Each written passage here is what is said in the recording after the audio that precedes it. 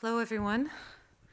I'm Jennifer Jenkins. I'm a professor of German and European history at the University of Toronto in Canada, and it is my pleasure to open this first session.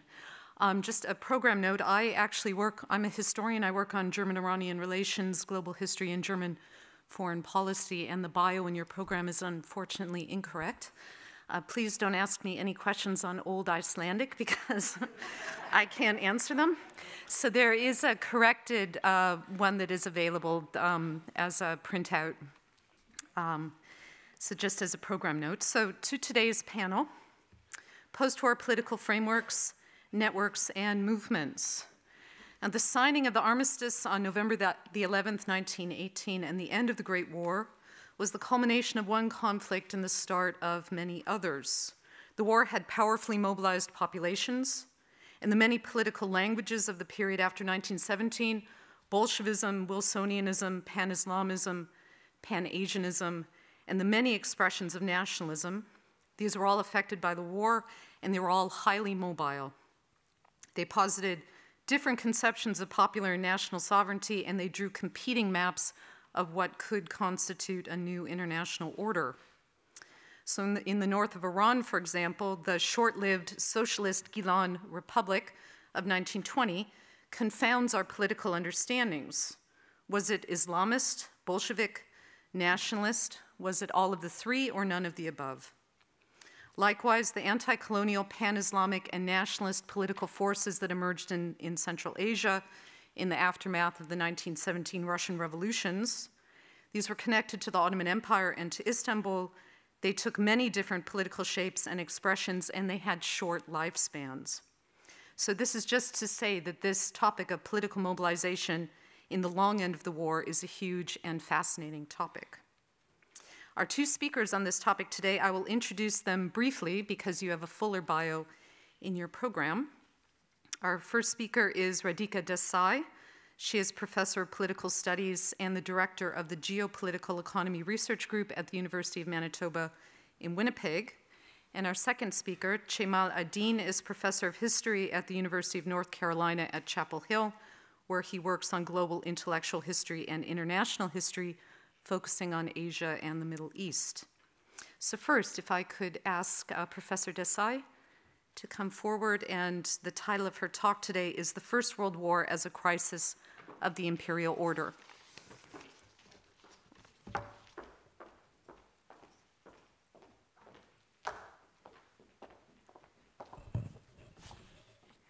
Thank you very much, Jennifer, and thank you for all the people who spoke first and introduced this conference so wonderfully. I've slightly revised the title of my talk. It's The First World War as a Climax and Crisis of Imperialism. And just a couple of prefatory notes. This is very much a work in progress, and I look forward to listening to all of you during the next two days and then revising it in light of those discussions. And another is that this is part of a larger project. Jennifer mentioned that I direct a very small research institute called the Geopolitical Economy Research Group at the University of Manitoba, and it's part of a larger project of trying to promote a fresher, better way of understanding the world order and its evolution to date. Okay, so here goes.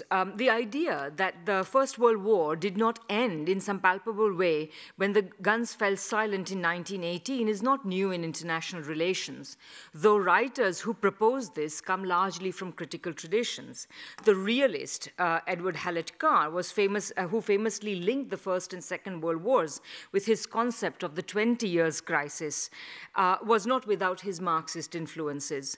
The left historian Arno Meyer went farther and deeper. For him, the outbreak of war in 1914 inaugurated a second 30 years crisis of European societies lasting to 1945. The crisis was as fundamental in reshaping them and their interstate relations as the earlier one that constituted Europe's modern states and interstate system. Meyer was part of the historiographical movement insisting on the Primat der Innenpolitik in explaining the causes and, of course, the course of the war, and enlarged the history of interstate relations, hitherto thought of exclusively in terms of diplomatic history, to include the turbulent social history of the era. In this view, the First World War was as much about the profound internal crisis in the modernization of European societies as the 17th century 30 Years' crisis was about the birth pangs of capitalism itself and the constitution of its state system. Finally, for his part, Erich Hobsbawm saw 1914 as opening a short 20th century by incubating its signal event, the Russian Revolution. The century ended, according to Hobsbawm, with the end of the Soviet system and the antagonisms between capitalism and communism, which made the 20th century the age of extremes. These extensions of the First World War are not wrong, but I would like to propose another, arguably even more momentous one. Carr and Meyer remain firmly on the terrain of Europe, and while Hobsbawm extended the story eastward to cover Russia and the USSR, his Russian Revolution was a largely European event. In this paper, I want to argue that it was a link between European developments and those beyond, specifically in the Third World. For the First World War constituted a climacteric in the history of imperialism, a peak followed inevitably by decline. The idea that the intensified imperialism of the previous decades culminated in the war is well known, if also contested. It is also appreciated that the First World War unleashed anti-imperialism, which culminated in the decolonization of the post-war decades. It is perhaps less widely appreciated, for reasons I will go into, that the full fruits of these developments are ripening only now, a century later, as the world's economic center of gravity moves away from the West and towards formerly colonial towards the formerly colonial and semi-colonial world for the first time in the history of capitalism. So this is a fairly momentous development. Independence brought policy autonomy to colonial and semi-colonial countries. Economic policy was no longer made in distant imperial capitals in the interests of equally distant imperial capitalist classes, but domestically, depending on the balance of class forces. It is true that the resulting development projects, various national development projects, did not achieve the hoped-for results. On the one hand, the hopes were high, perhaps unrealistically so.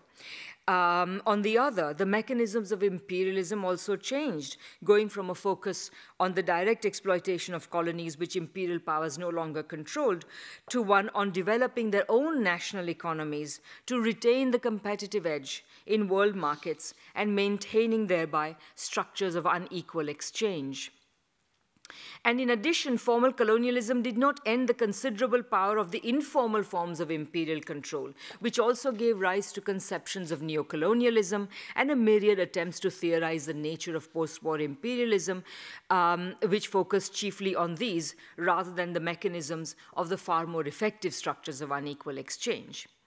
That would, however, be a subject for a different paper. What matters to us now is that since decolonization took place, what matters to us now is that the development of the Third World in the decades since decolonization took place, against great odds and with critical reversals along the way, it was nevertheless sufficiently strong in a sufficiently large number of countries, the BRICS and more broadly the emerging economies, to have led to the juncture where the end of Western supremacy and the shift of the world's economic center of gravity away from the West and towards formerly colonial countries, it is at least being contemplated. I would say I would date roughly the idea being proposed to the end of the 20th century when Jim O'Neill of Goldman Sachs proposed his idea of BRICS. However, at the present moment in time, we don't find this being widely recognized and talked about, even though, for example, at the end of the, at the end of the Second World War and in the 50s and 60s, the idea that the decolonization had been a momentous event was quite widely shared. So at least one important historian, Jeffrey Barraclough, said that the revolt of the West was for him the defining characteristic of the 20th century. So the importance of the Third World was, of course, undergirded by the economic development and political assertion of the Third World in the decades that followed the Second World War. By the 1970s, they had led to a situation of global fracture. Western attempts to preserve the inherited international division of labor notwithstanding, the West had entered stagnation, while third world productive and coercive power advanced sufficiently to ensure US defeat in Vietnam, to begin narrowing the gap in material prosperity between the formerly imperial and third worlds, and to the call for a new international economic order, various ambitious programs to undertake heavy industrialization with the practically free capital that became available in the 1970s and which the stagnating West was forced to export, and more widely to a disruption of established trade and investment relations, particularly as commodity producers demanded their due, led by OPEC. All this, of course, also contributed to a sense of international monetary and economic chaos after the dollar was forced off gold. In all this, the Third World was broadly at least supported by the existence of the Second World, the communist world. The resulting international economic disorder was considered comparable to the 1930s. Therefore, until the 1970s, at least, the Third World was a major presence in the world. However, since then, its centrality has rapidly faded. During the neoliberal decades, the Washington consensus policies were imposed on a lot of third world countries, and many observers declared the project of development either in crisis or actually dead. Third world governments fell victim to authoritarianism, economic dislocation, and other problems at an alarming rate. The per capita income gap between the first and third worlds began expanding, now steeply.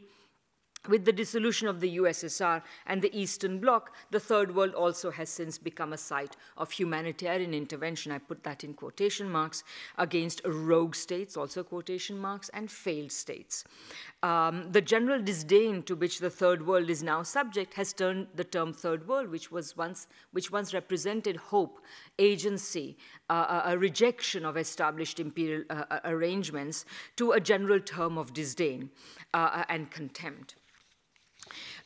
So this is, so I'm going to now skip a lot of what I wanted to say because of time, but basically I just want to, in this, point out that there were various other intellectual changes that reinforce the change I just mentioned, which is the demotion of the Third World from anything important to something that really didn't matter. Naturally, therefore, Western observers who were inculcated in this way of thinking were quite unprepared for the emergence of the BRICS and other emerging economies and their challenge to the West, and they have participated in the mainstream attempt to dismiss this development. In order to understand it, therefore, neither mainstream nor left intellectual frameworks, and I have critiques of both, help us. We need a new understanding of the modern capitalist world order and its key drivers, which reconnects reconnects with those in which the role and political agency of third world forces were more central. According to it, and I'd call it geopolitical economy, the First World War is connected with the international developments that unfolded after it by more than just a couple of decades of idealist delusions, which Carr spoke of, or a continuing social crisis that led to another world war, which Meyer spoke of, or even by the birth of Soviet communism and the ensuing Cold War that followed the end of the Second World War hostilities. While the USSR and the Russian Revolution constitute a critical moment in this, it does so by looking south rather than west. So first, and I will keep this very brief, but basically I'm going to very briefly tell you about the broader perspective that I would like to urge before you.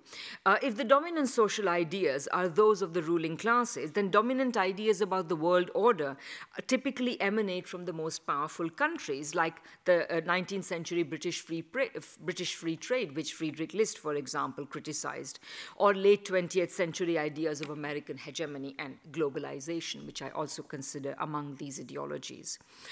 But if these were the ideologies, what were the realities that they were designed to dissimulate?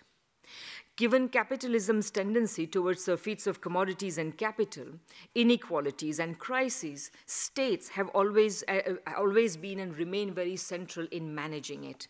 They manage these contradictions and tendencies to crises by acting internationally and or domestically, depending on the relative costs and benefits they confront.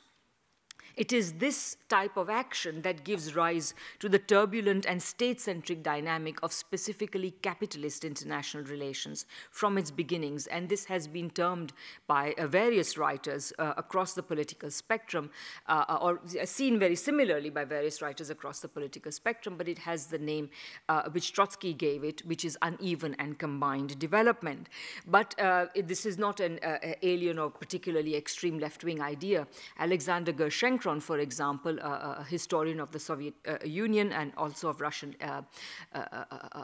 emigre who taught at Harvard, brought it to the mainstream of Western political discourse by talking about ideas of late development, the advantages of backwardness, and so on. My own interpretation of this set of ideas can be very briefly outlined. I will make a very long story short by just suggesting just one thing, and then maybe other things can come up in the question and answer session. So basically, the idea is that dominant countries seek to maintain their position of dominance, the unevenness of the world system that benefits them, but through a variety of means and through various types of state actions, of which imperialism, formal or informal, is one. However, other nations do not suffer the subjugation and relegation to which they would be subject by this gladly. Those who seek to challenge them through combined or contender those who can seek to challenge them through combined or contender development, hothousing industrial development by protecting and planning their economies. This can take capitalist forms, as the industrialization of the United States, Germany, and Japan did in the late 19th century, or it can take non-capitalist forms, as that of the USSR and China did in the 20th century. While combined development does not always succeed, the history is full of a long list of failures. No catch-up development is possible without this. In short, therefore, in my way of understanding things, dominant states seek to establish and maintain complementarity between their economies and those that they dominate or seek to dominate, and contender nations seek to establish similarity between their own economies and those of other countries, similarity in terms of levels of industrial and technological development. Both imperialism and contender development involve a considerable state role, though the free market rhetoric that usually accompanies imperial strategies tends to dissimulate it, because the whole purpose of imperialist strategies is to try to prevent potential contender challenges. Chang, important political economist in Cambridge, talked about kicking away the ladder using an expression that Friedrich List uses in his System of National Economy. Though contender nations, therefore, by contrast, resist free markets in theory and in practice, directing capital domestically to ensure the success of state-led combined capitalist development or eliminating them altogether in communism.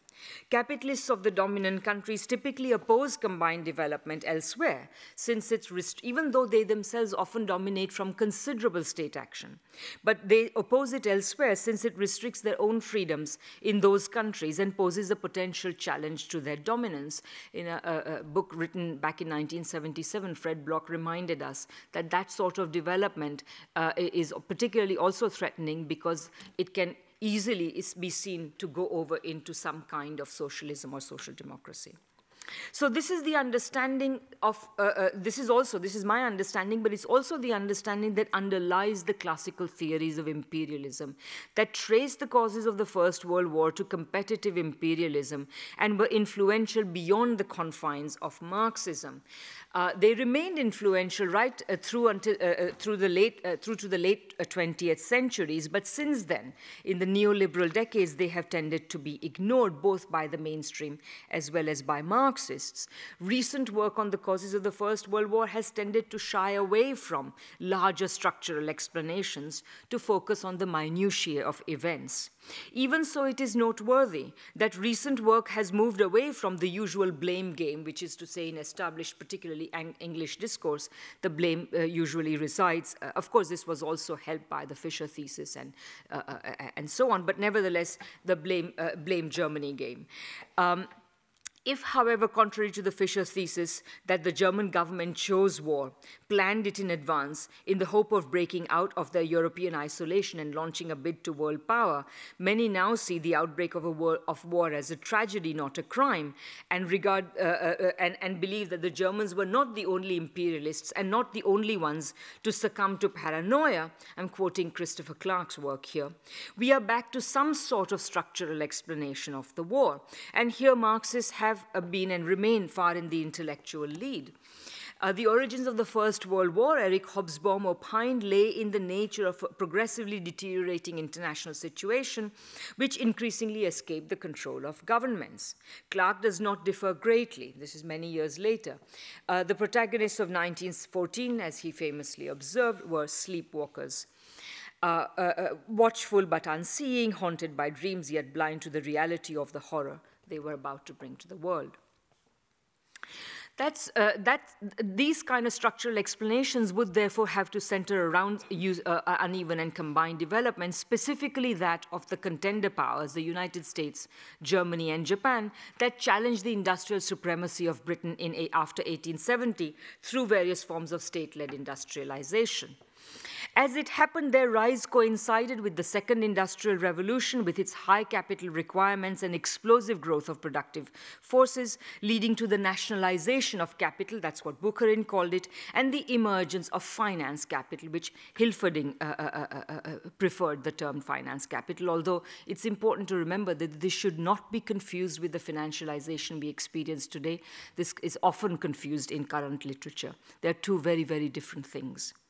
Essentially, nationally organized blocks of capital competed ever more aggressively for raw materials, markets, and investment outlets. Such industrial competition at a time in history when enough weak state and stateless territories still existed to be controlled formally or informally by these industrializing powers, and when the advantages that a declining Britain was still drawing from her vast empire were plain for all to see, meant imperial competition.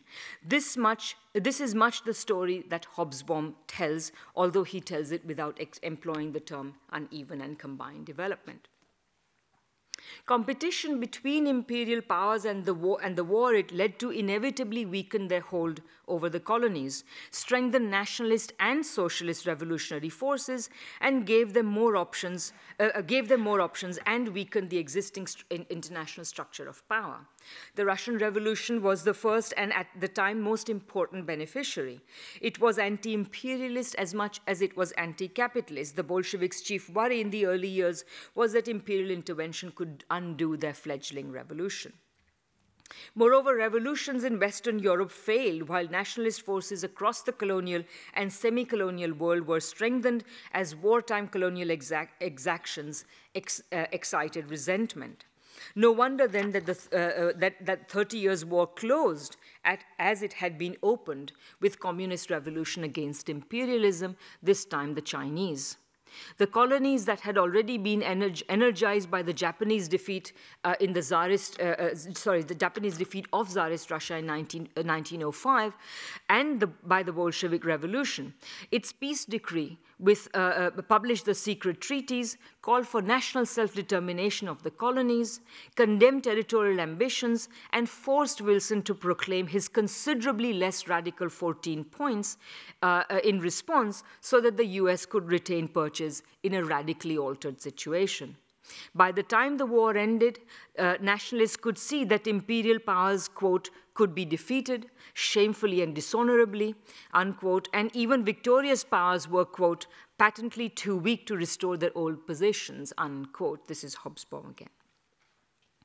However, the Versailles settlement restricted self-determination to the European successor states of the crumbling Austro-Hungarian Empire, disappointing nationalists in Asia in particular. Among the major states, only the USSR stood against a restabilized imperial order, even though the USSR's own survival strategies required compromises with it, well before Stalin's doctrine of socialism in one country appeared. And therefore, this limited often Soviet support for national and class struggles, sometimes even hindered them. For all that, however, there were bonds of solidarity between communism and nationalism. Unlike the Eurocentric Second International, Lenin had always been aware of the potential for potential geopolitical economic centrality of the colonized world, and had divided the world into three parts: the imperial, the territories that were neither imperial nor colonized, and the colonial and semi-colonial world, anticipating the post-war distinction of the three worlds, the First World, the Second World, and the Third World. With the failure of revolution in Western Europe after the war, the Bolshevik leadership cultivated nationalist movements and their leaders. M.N. Roy's argument that given Western working class reformism, revolution in the West would depend on that in the East, where peasants and workers would lead socialist revolutions, modified the official position. It did not change it entirely, but it modified it. It was now believed that imperialist gains made revolution in the West much harder. Communists should support only genuinely revolutionary bourgeois nationalist movements in the Third World, and in certain circumstances that backward countries could achieve communism directly, as Marx had also allowed in his later years. Nationalists and communists mingled and linked their anti-imperial orientations at gatherings such as the Congress of the Peoples of the East in 1920 and the 1927 Brussels Conference of the League Against Imperialism. Including representatives from which the League Against Imperialism conference included representatives from the Kuomintang, from the Indian National Congress, from Indonesia, from Southern Africa, and so on. The short-lived League inculcated a deeper appreciation of social issues among the professional middle class and bourgeois nationalist forces in many third world countries, and made the Comintern much more attractive than the Second International, even to bourgeois nationalists in many countries. I'm here quoting from Nehru's autobiography. Moreover, in the course of the 30 Years' crisis, communism itself became national. For the Bolsheviks, the national character of their revolution was a deviation from Second internationalism. The Chinese, however, easily combined nationalism and communism and sinified Marxism thoroughly. From here on, invariably national communist revolutions combined with nationalist movements in thwarting revolutions. The capitalist character of the newly independent countries in the post-Second World War period did not imply any easy accommodation with the US or the West. Mass mobilization had been necessary for nationalist successes, and it gave the resulting regimes a social character, whether they were led by a bourgeoisie, as in India, or by intermediate regimes, or they were intermediate regimes based on intermediate classes. I'm using a conception that Kaletsky proposed, as in much of West Asia. The social content and requirements of the productive transformation of colonial and semi-colonial economies led these nationalist regimes to embark on some or the other version of combined development, ambitious state-led development projects, with or without socialist rhetoric. To long-standing ideas about infant industry protection and import substituting industrialization were added the examples of Soviet industrialization and Chinese land reform. New theories and ideas also played their role. The famous Prebisch-Singer thesis warned about deteriorating terms of trade for third world primary commodities, and Paul Baran warned of the hierarchical international system transferring surplus from underdeveloped to developed countries, often via multinational corporations. Notwithstanding the disappointments of development in the 50s and 60s, and notwithstanding the far, far worse 2 lost decades of development in the 80s and 90s, by the end of the 20th century, the fruits of anti-imperialism were beginning to ripen. Despite Western powers and their institutions seeking to impose neoliberalism on much of the third world, important countries could either resist it, like China, adapt it, like India, or reject it after an initial debilitating subjection to it. One thinks particularly of Russia in the 1990s and Latin America in the late 20th and early 21st centuries. At various points in the neoliberal decades, one after another, key countries began to grow markedly faster than the West, where neoliberalism, rather than reviving productive economies and bringing Western countries out of the long downturn or long stagnation which they had entered in the 1970s, only yielded entropic financialized economies. By the early 21st century, it was clear that they would soon be weightier than the West in the world economy, and this expectation has not yet been belied. Indeed, the gap between these growth rates was only further widened by the recent Western financial and economic crisis, including the Eurozone crisis, and a multipolar world is increasingly being acknowledged in their wake. All this, I would argue, therefore, was rooted in the crisis of imperialism that was the First World War. That is why, and I'm nearly done, a quarter century after the end of the USSR, the dominant expectations to which that event gave rise of a peace dividend and of unipolarity have been belied, and instead we are witness to the emergence of a so-called Second Cold War. The reasons are related. If instead of enjoying any peace dividend, we live in a new age of Western, particularly US-led aggression, it has to do with the inability of the dominant of US-led West to accept the rise of contender powers and its attempt, so far in vain, to use its military might to stall their rise. NATO has expanded instead of being dismantled, and whereas it never engaged in actual military activities before 1989, it has been more or less continuously engaged militarily since. The US has, as all of us know all too well, also been engaged in wars more or less continuously since that time. The Gulf War, Yugoslavia, Afghanistan, Iraq, Libya, Syria, and now perhaps also in Ukraine and the East China Sea. In many ways, all of this recalls the previous multipolar moment of the decades leading up to 1914. In my book, Geopolitical Economy, I call the period from 1870 to 1914 the world's first multipolar moment, when the capitalism became multipolar after the long long dominance of Britain ended. The First World War constituted a breakdown of the world order of the time, more or less directly because the late 19th century emergence of the first batch of contender powers, Germany, the United States, and Japan, to contest British supremacy and spread productive power more widely than hitherto. In the 21st century, we find ourselves at the cusp of another installment in the advance of multipolarity, as the contender industrialization of the BRICS and emerging economies redistributes political, economic, financial, and military power, generating new tensions and challenges for international economic governance. Whether they portend peace or war, what do they portend for peace and war and prosperity and economic breakdown in our time? These are questions we are left to answer. Thank you very much.